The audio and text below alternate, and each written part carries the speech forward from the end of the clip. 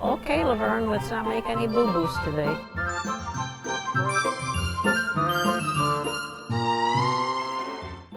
Well, Lavern, fancy meeting you again. Well, it's good to see you too, Shirley, and I love your outfit, good color on you. Well, ditto for you. Well, thanks. As we were moving around a little while ago, you were telling me of the statues around town and whether they should take them down or leave them up, or it causes a lot of rebellion. And I says, to me, don't make an issue out of anything, but unless they need the room, well, life marches on, I guess. Well, you know, we have been reading a lot in the paper about the removal of statues, to remove or not to remove the statues of Robert E. Lee. What do you think? Well, they're doing it to almost other statues too. Yeah, they are. Anything that reminds of a bad time in history. But what do you think? Well, I've always been very callous about that. If they want them there and they belong, I'm not against having them, and I'm not going to throw a fit when they throw them away. Well, you know, look at Mount Rushmore. I mean, Washington's on it, and he had... Well, it seems to me I used to see statues of Abe Lincoln in every little towns in these country squares. Well, I think, again, people have to realize that we do have to remember our past to go forward and not make the same mistakes. So I hope this all blows over, because it seems like our city has been so moving forward so positively that I don't think it has to blow up to like a Charlottesville or some other city. Yeah. One thing, I was a terrible history student. Oh, so you probably don't even remember then. Do you remember what the whole Confederate War was about, the North and the South? No. You do. Well, I was young then. Right, but I mean, I don't think that I was young in World War II also.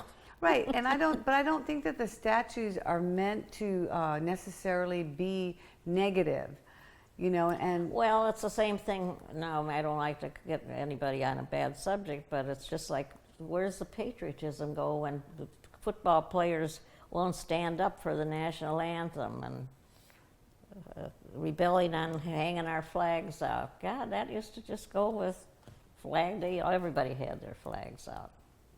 Now I know in these little complexes, if you put a flag on your mailbox, they call the manager. And, oh gosh, really? Yeah. Well, you know, you are a member of the greatest generation in that time frame. I think I lived through the most, well, patriotic. I don't mean the most asbestos, but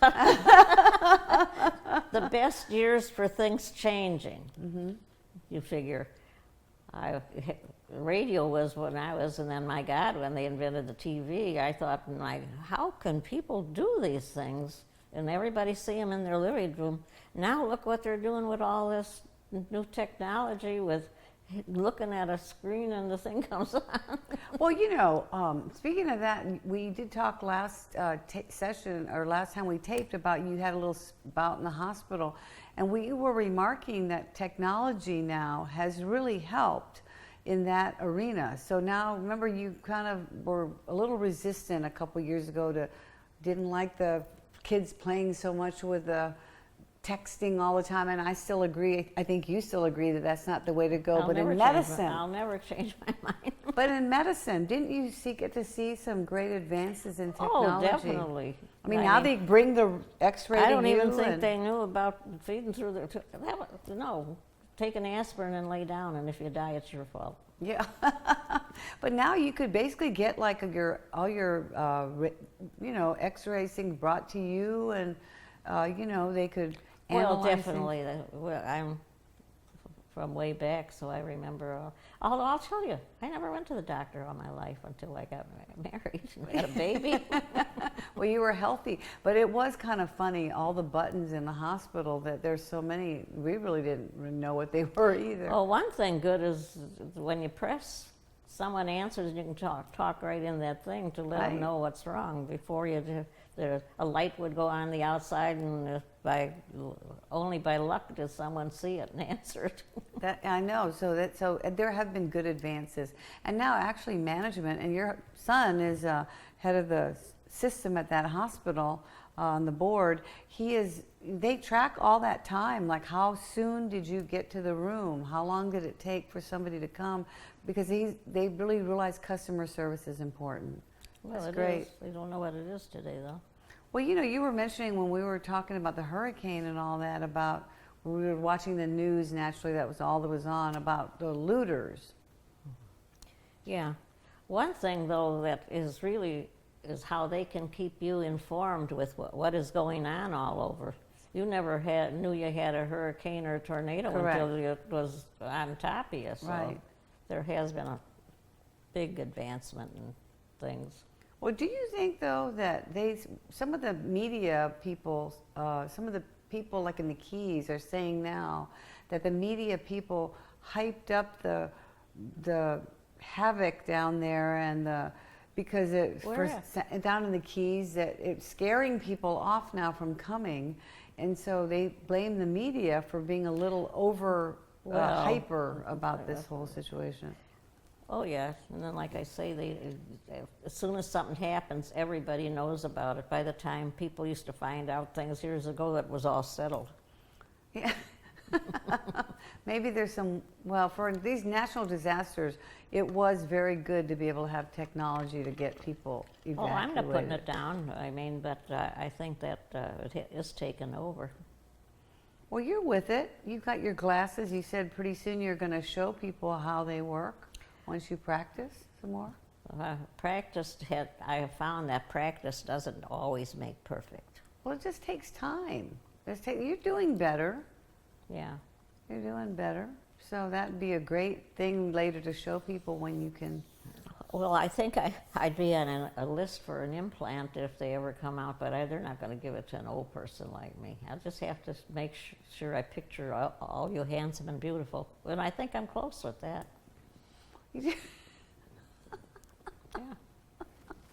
Oh, we're having our SOS tomorrow night. It's been postponed for several weeks. So You can catch up with the girls. yeah, that's just women that want to sit and sip on wine and let their hair down and say whatever they want. No men. No men allowed. No men allowed.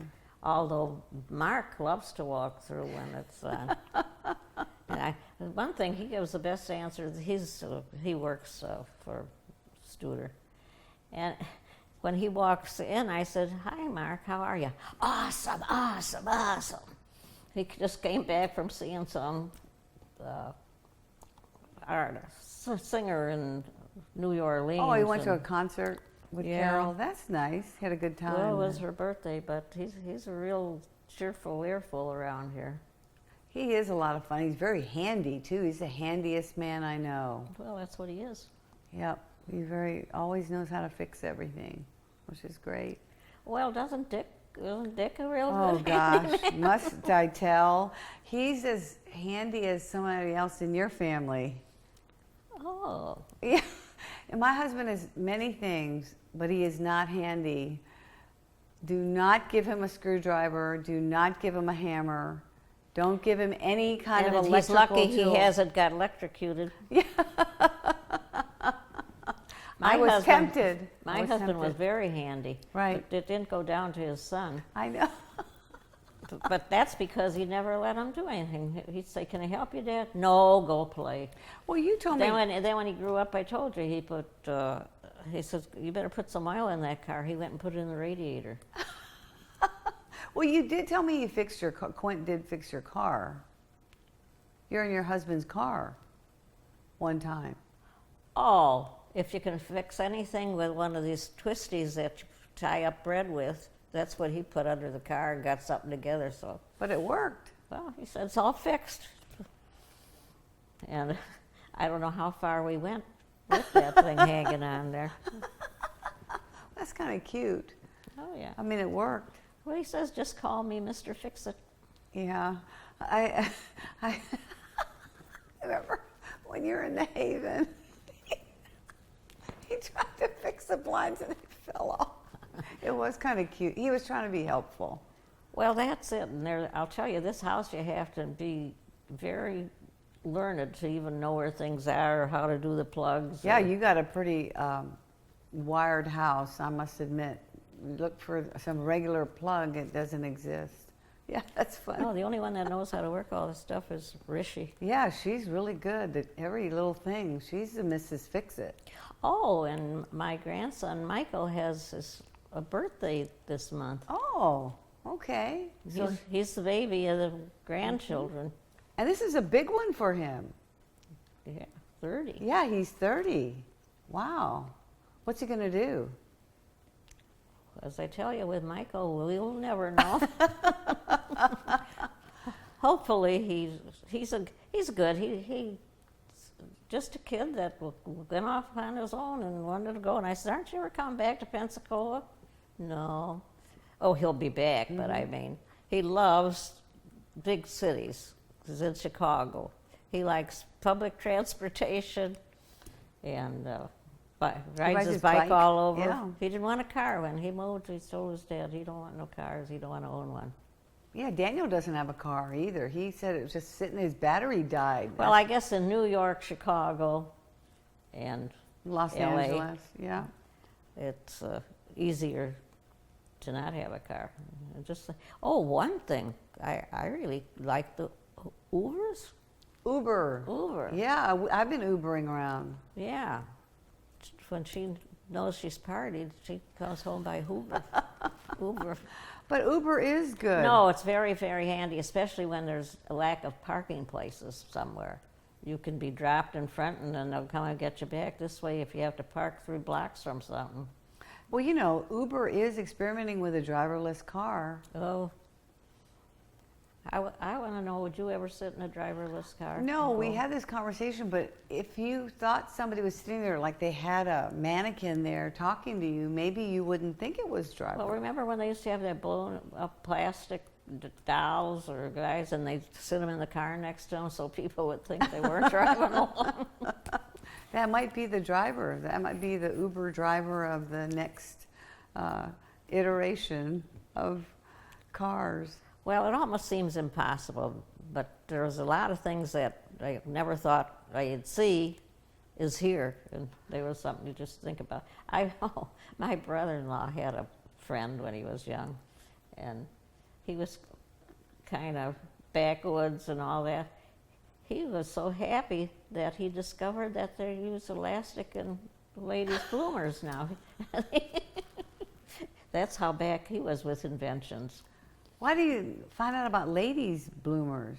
Well, how do I know? He was just heard about the last invention he thought was good when they put rubber in ladies' bloomers. Don't they have it in men's underwear? Well, they have those stretch bands. That is funny, Shirley. Really? Well, There's it's probably not- more it's to not that that story. Really? Yeah. Well, And I'm telling you, I think that you would be the perfect person to go in an Uber, a driverless Uber, because you wouldn't be afraid. oh heck, No. my imagination, I could probably see him right hitting the lamppost. Or, You would just be in there in your meditative state, just accepting the way the car was going and not be afraid. no thanks. Okay. Well, I hope that we will be seeing each other again soon. And time always flies when we're together. One thing, we better practice. Yeah.